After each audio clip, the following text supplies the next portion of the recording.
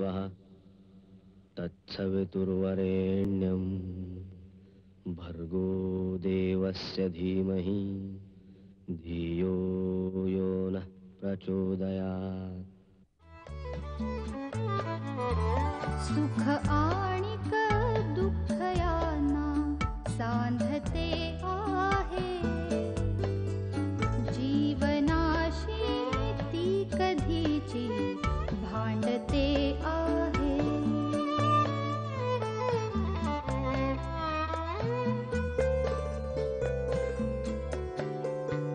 दोन डोळ्यांनी मुक्याने बोलताना ती वेगळे काहीतरी बघ सांगते आहे।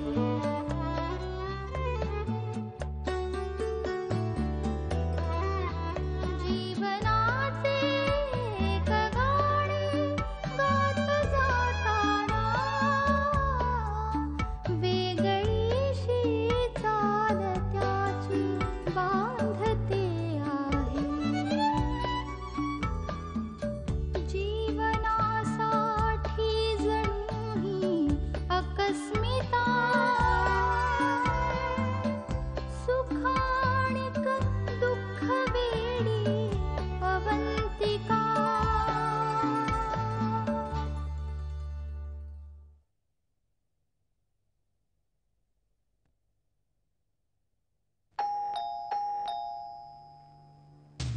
तुम्ही?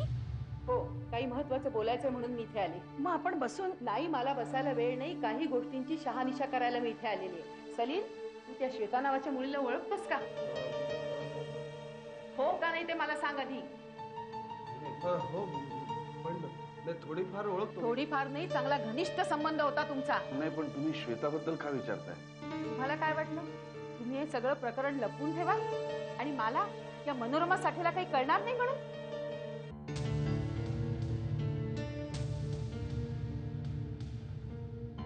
मला सारं काही कळलेलं आहे.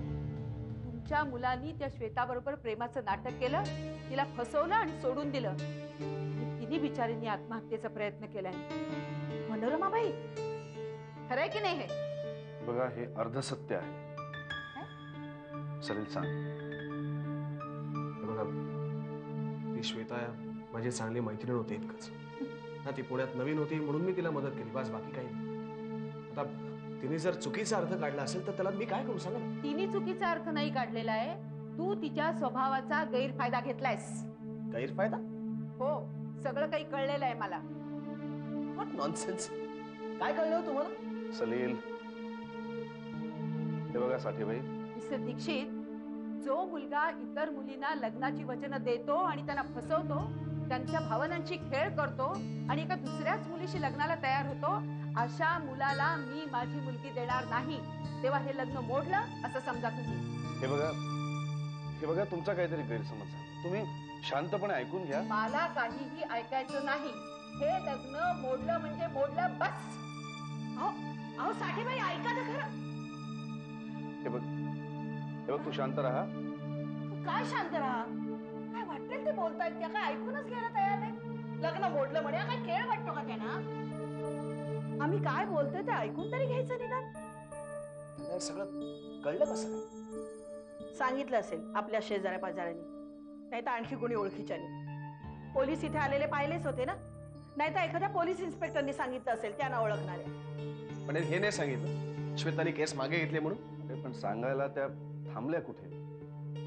हे बघ, मी आणि सलील त्यांच्याकडे जाऊन येतो. नाही बाबा, नको. तुम्ही ऐकलं ना किती ठामपणे बोलून गेला.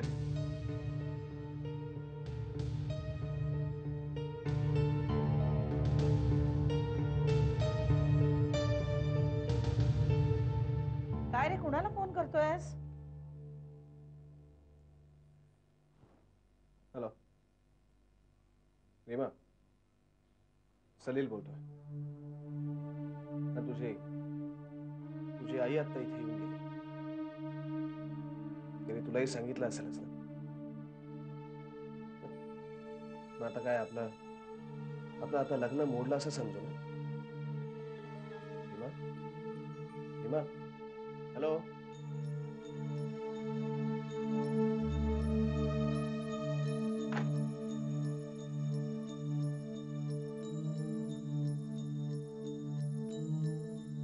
रे काय झालं? तिने रडायला लागली आणि फोन ठेवून दिला.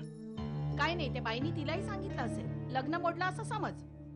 म्हणजे आता तिचाही माझ्याबद्दल गैरसमज होणार. हे बघ, तू काळजी करू नकोस. तशीच वेळ आली तर आपण साठेबाईंच्या समोर श्वेताला आणून उभं करू. उपयोग नाही बाबा. ती श्वेता गेली मुंबईला आणि माझं लग्न मोडलेलं कळलं ना तर तिला आनंद होईल. ती अजिबात आपल्याला साथ देणार नाही. शे, आता हे लग्न मोडलं असं सांगते. हे बघ सलीम, चला मी जातो ऑफिसला. अरे पण असं होणार आपल्या सलीलचं.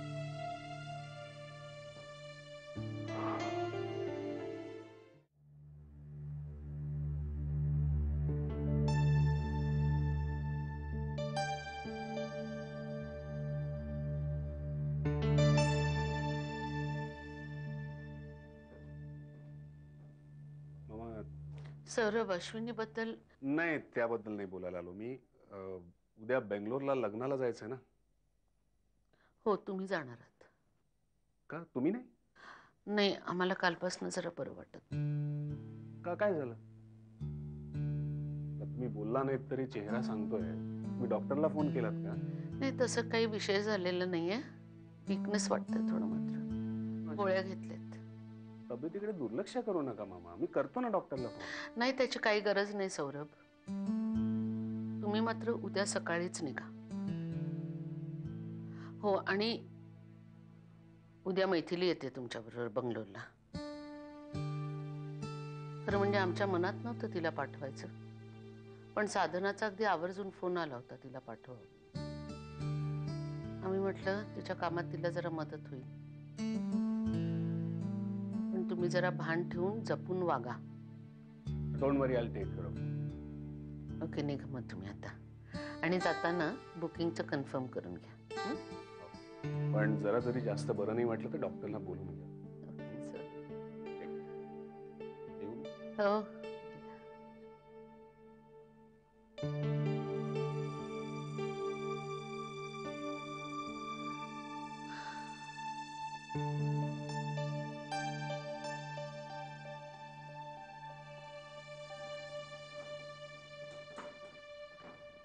अभि, एक प्रॉब्लेम आहे.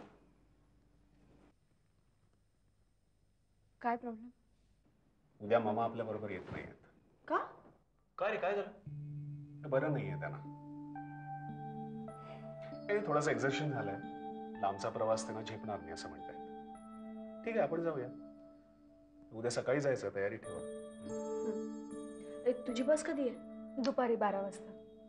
अय्या, मग आपण हिच्या आधी जायचं? ठीक आहे ना, मी नागदातला सांगतो, तू बस स्टँडवर सोडेल नाही.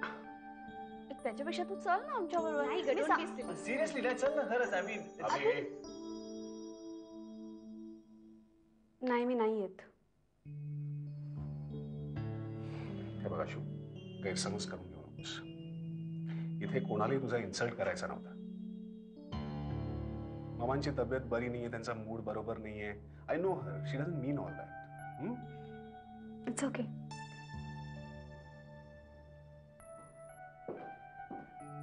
अरे हो, आणखीन एक गोष्ट. आशू, अभि, मला तुम्हाला काहीतरी सांगायचंय. मी तुमच्या दोघांच्याही बाजूनी आहे. आशू, तू इथे यावंस असं मलाही वाटतं. All the best.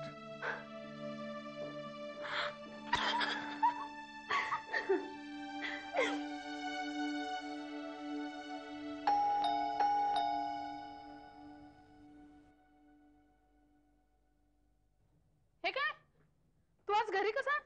हं? आणि सानिका नाही आली आज? हाफडे ना तिला. हो, ती येईलच एवढ्यात. मी संजीवला पण इकडेच बोलवलंय. हा, आज आपण चौघं मिळून ना मस्त नाटकाला नाही तर पिक्चरला जाऊया. आज मी तुला कापणार आहे. आवी, अनिता, माझा जरा पैशांचा प्रॉब्लेम झालाय. काय रे सारखा पैशावरून रडत असतोस? नाही, तसं नाहीये अनिता. मग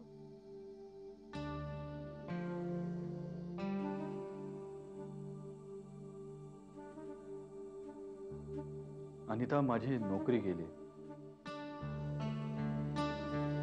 काय? हो अगं, आमची कंपनी बंद पडली. बापरे. आता आता काय, बसलोय घरी. माय गॉड. हे बघ, तू हे प्लीज कोणाला सांगू नको. संजीवला तर बिलकुल बोलू नको. अरे पण कधीतरी कळणारच ना आम्ही. जेव्हा कळेल तेव्हा कळेल ग. आता तुला दुसरी नोकरी शोधायला हवी आहे ना? हो म्हणजे प्रयत्न चाललेत माझे, बघूया. हो ना, नाहीतर आता कमावणारी एकटी सानिका. जड होईल तुला एक दिवस. 4 शब्द ऐकवायलाही कमी करणार नाही. नाही नाही अनिता, अगं सानिका तशी नाहीये. अरे ही आता सुरुवात आहे अविनाश. 2 महिने जर तुला नोकरी मिळाली नाही ना आणखीन, तर बघ कसपटासारखं वागवेल तुला ती.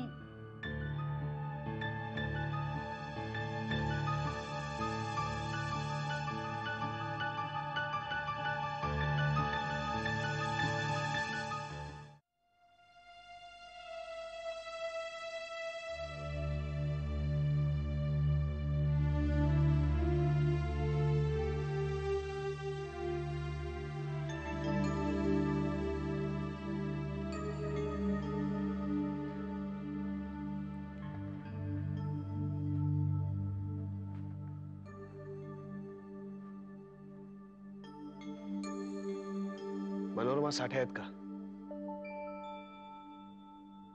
सलील, अरे ये ना.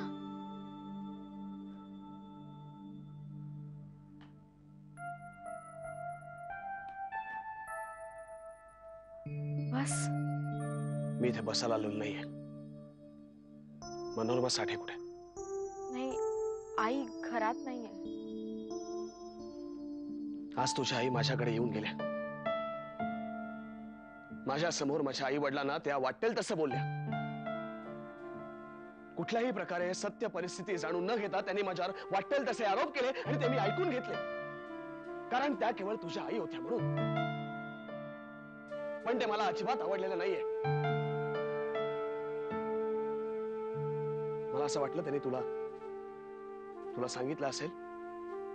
त्यातनं तू माझ्याविषयी अजून काहीतरी गैरसमज करून घेऊ नयेस म्हणून मी तुला आणि त्यांना भेटायला इथे आलो. हे बघ, श्वेताचे आणि माझे फक्त मैत्रीचे संबंध होते. हा, सुरुवातीला तिचा स्वभाव मला आवडायचा, पण मी तिच्या प्रेमात वगैरे अजिबात पडलो नव्हतो. हा, तिने एक माझ्याबद्दल गैरसमज करून घेतला होता. To be very frank with you, माझं एका दुसऱ्याच मुलीवरती प्रेम होतं. सलील, हो रे. मग पण मग माझ्याशी लग्न? मग त्या मुलीचं मात्र एका दुसऱ्याच मुलावरती प्रेम होतं. बहुतेक त्यांचं लग्न सुद्धा होईल. या श्वेता प्रकरणानंतर माझ्या आई वडिलांनी लग्नाची घाई केली. मी प्रॅक्टिकली विचार केला की ज्या मुलीचं माझ्यावरती प्रेमच नाहीये तिच्याकरता मी वाट कशाला बघू. त्यातनं मी तुला बघितलं, तुम्हाला आवडलीस, वेगळी वाटलीस, मी तुला होकार दिला. मग जे काय घडलं ते सगळं मी तुला खरं खरं सांगितलंय. मला आणि माझ्या घरच्यांना खोटं बोलणं आवडत नाही, ते आम्हाला जमतही नाही. हे बघ रीमा, मी माझी बाजू मांडलेली आहे. तुला पटत असेल तर ठीक आहे, तर पण एक गोष्ट मात्र नक्की की मी कधीही कोणालाही फसवलेलं नाहीये. हे मला माहिती आहे. मला माहिती आहे आईचा विरोध पत्करून निर्णय घेणं हे खूप कठीण काम आहे. पण जरी तू लग्न मोडायचा निर्णय घेतलास तरी मी तुला नाही दोष देणार.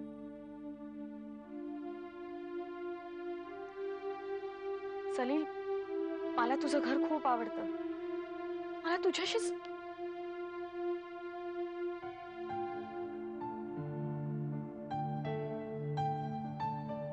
रीमा, आपल्याला काय वाटतं एवढंच आता महत्वाचं नाहीये. तुझी आई काहीही ऐकून घ्यायला तयार नाही. त्यांच्या मनात माझ्या चारित्र्याविषयी शंका निर्माण झाली. मला नाही वाटत कुठल्याही परिस्थितीत त्या कन्व्हिन्स होतील. आणि उद्या तुझ्याही मनात संशय निर्माण होऊ शकतो माझ्याबद्दल, आणि त्यातनं वेगळेच प्रॉब्लेम क्रिएट होऊ शकतात. किंवा त्यापेक्षा आपण आपलं लग्न मोडलेलं जास्त बरं. सलील, सलील,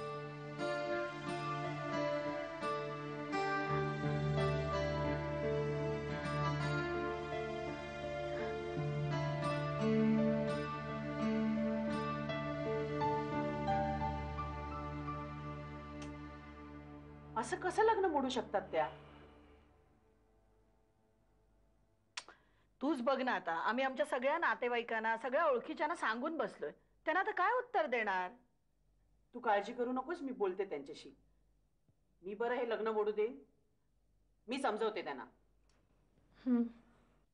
सकाळपासून विचार करत बसली आहे. अगं आता यशोममी म्हणतायत ना त्या समजवतील म्हणून. ही काय समजवणार आणि ती समजणार साठेबाई? मला तर कधी कधी वाटतं त्या श्वेताला सरळ त्या बाई पुढे उभं करावं. कुठल्या मुहूर्तावर सलीललाही भेटली पोरगी कुणाच ठाऊक. हे बघ सुलभा, तू शांत राहा. हो, मी माझ्यासाठी डिस्टर्ब नाही होते.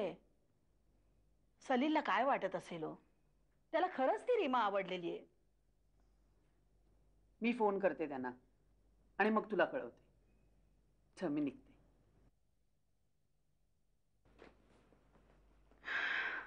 सुलभा, तरी विचार केल्यावर मला असं वाटतं की हे लग्न मोडलेलंच बरं. पुढे प्रॉब्लेम्स क्रिएट होण्यापेक्षा.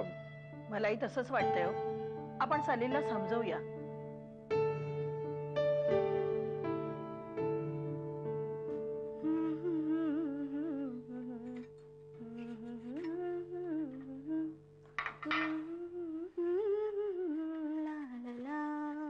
अरे वा मैथिली,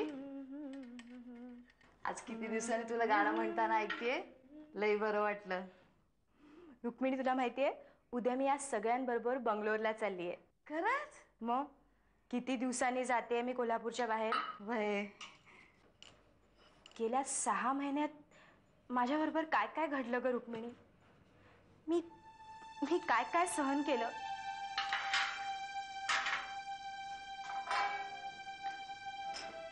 मॅडमनी मला ठेवलं खरं एक आश्रित म्हणून, पण त्याचे पुरेपूर उपकार फेडलेत त्यांनी. माझा इतका छळ करून. मग खोटं बोलते का मी रुक्मिणी? माझ्या बाळाला मारलं त्यांनी. माझ्या डोळ्या देखत सौरभचं लग्न केलं. तो सतत तिच्या बरोबर असतो. हे सगळं पाहायचं म्हणजे माझ्या मनाला किती यातना होतात माहिती आहेत का तुला? हळू बोल, कोणी ऐकेल. हळू काय बोल? ती जरी माझ्या डोळ्यासमोर आली ना तरी माझा मनस्ताप होतो. मला संताप येतो तिचा. पुरे आता पुरे, गप्प बस. आता पण मॅडमनी मला पाठवलंच नसतं, पण साधना काकूंची मी आवडते ना म्हणून त्यांनी पुन्हा पुन्हा लिहिलंय मैथिलीला पाठवा, आणि म्हणून त्यांचा नाईलाज झालाय. पण मी पण ठरवलंय हट्ट करायचा, हवं ते मिळवायचं. आणि त्यांनी जर अडवलं ना तर मी सांगते मी. अरे बापरे, कोणाच्या नावाने आरडाओरडा चाललाय एवढा? काही नाही मैथिली, ऍक्च्युली मी तुला एक रिक्वेस्ट करायला आली.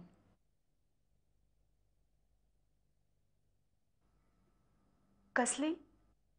अगं मामाना अजिबातच बरं नाहीये आणि ते आता हट्टच धरून बसल्यात की आम्ही तिघांनी जायलाच हवं म्हणून. त्यांच्याकडे लक्ष द्यायलाच कोणी नाहीये ग. तू थांबशील का प्लीज? प्लीज.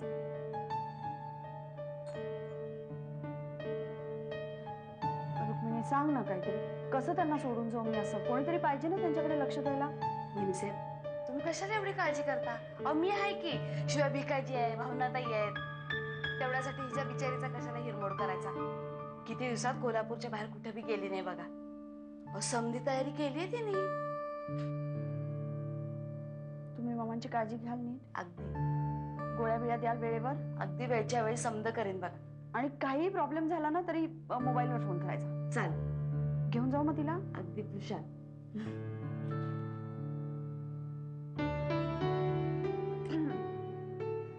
उद्या सकाळी 8 वाजता. खुश?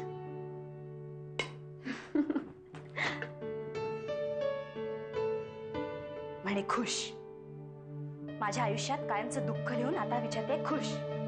इतकाच पुळका असेल ना तर स्वतः बस म्हणा घरी त्यांचं डोकं झेपत. मैथिली, अगं किती चिडचिड करतेस. असं कवावी पाहिलं नाही मी तुला. नाही पाहिलं ना, मग आता पहा. अगं पण जे काय घडलं त्याच्यात वहिनी साहेबांचा काय दोष आहे का? त्यांची काय चूक आहे बिचाऱ्यांची? हे पा त्यांची काय चूक आहे ते मला माहिती नाही, पण ती मला सौरभपासून कायमचं दूर करते. ही गोष्ट माझ्या मनातून जाणं शक्य नाही.